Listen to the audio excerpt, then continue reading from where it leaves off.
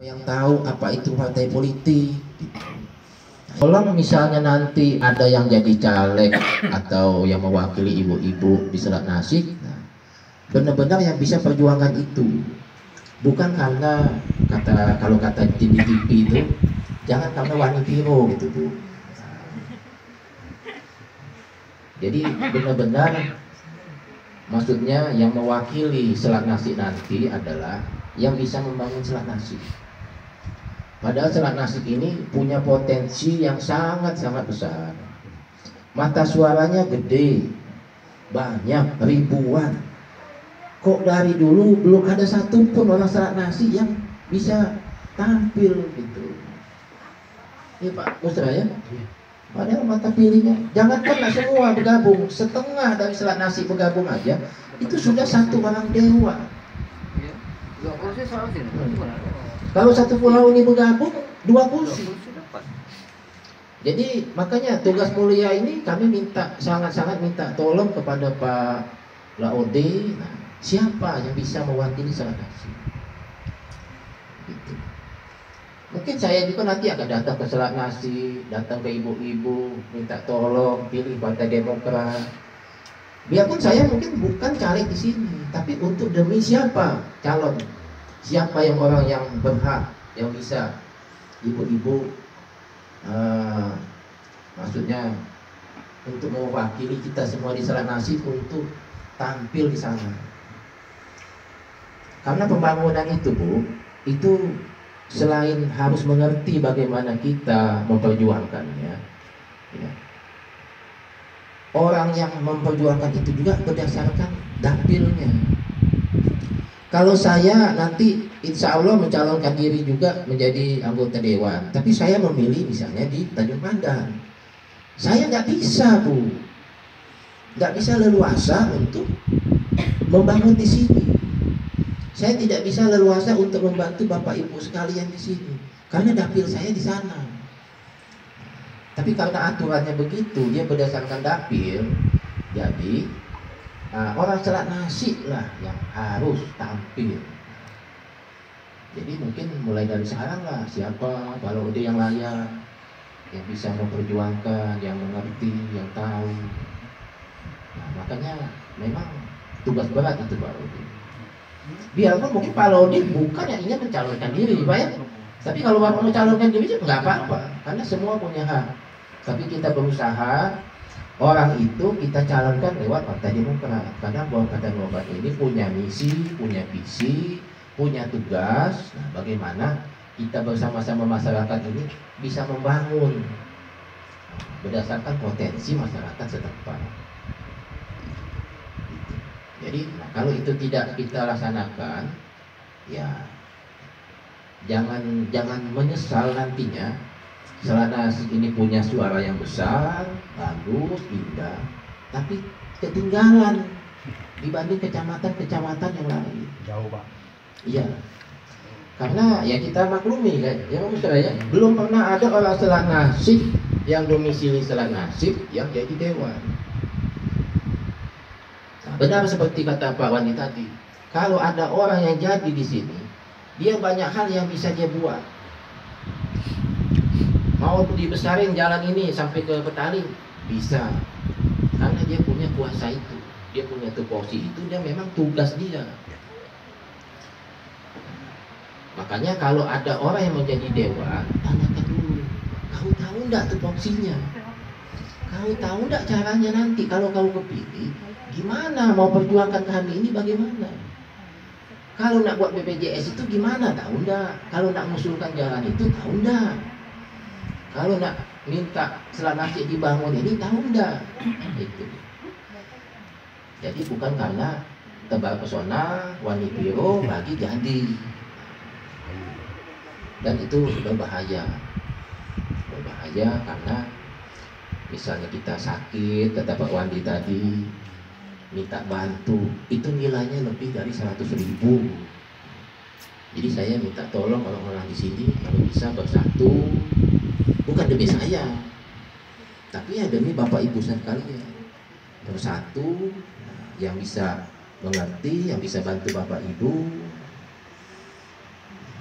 Jadi makanya itulah pentingnya kita berorganisasi partai politik. Jadi bukan hanya kita berpikir saat pencoblosan, tapi bagaimana kita sudah mempersiapkan orang atau siapa yang berpotensi untuk itu.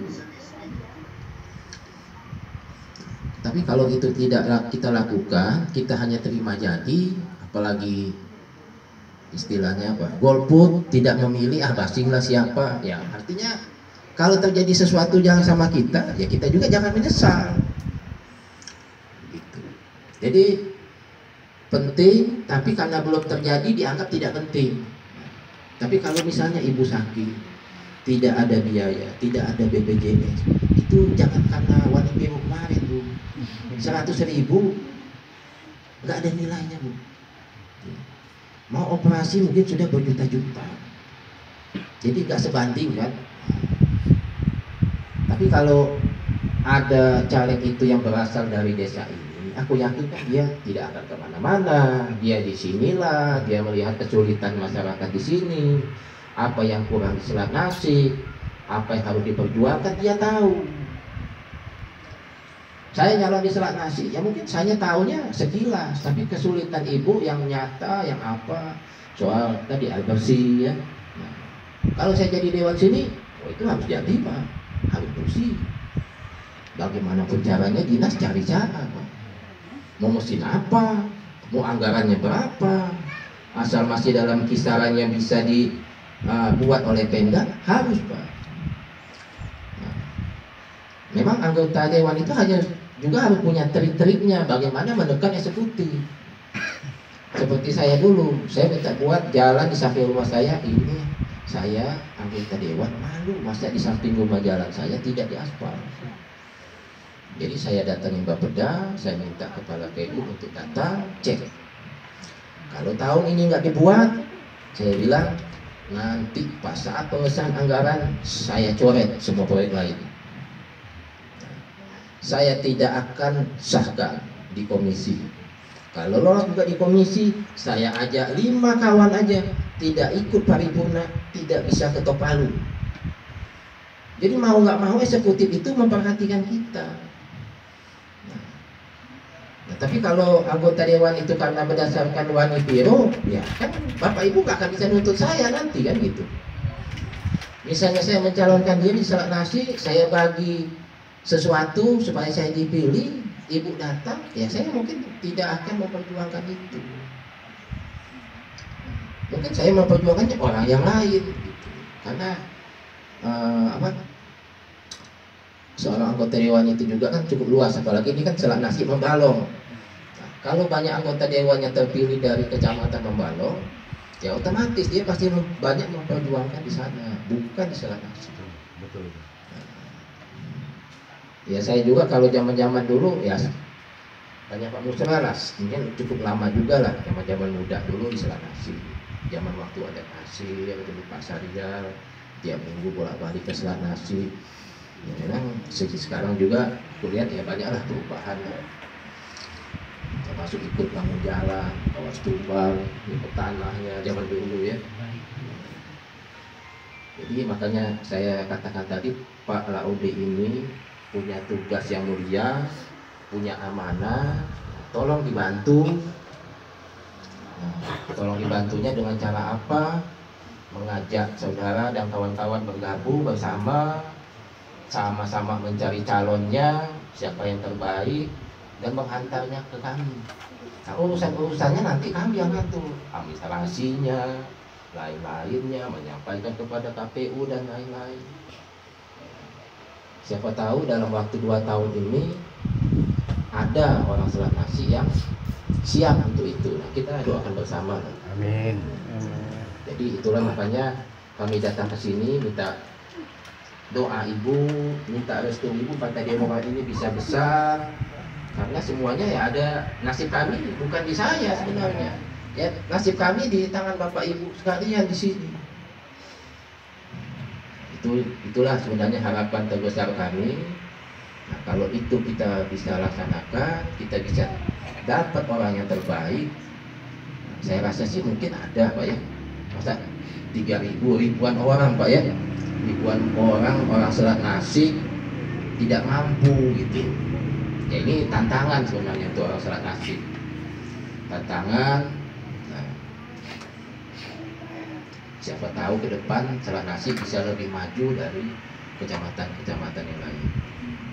Itu Ibu sekalian, Bapak Ibu.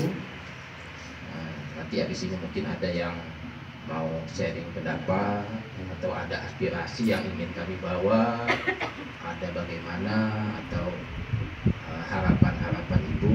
Nah, itu yang ingin kami dengar dan kami pertimbangkan bagaimana ke depan.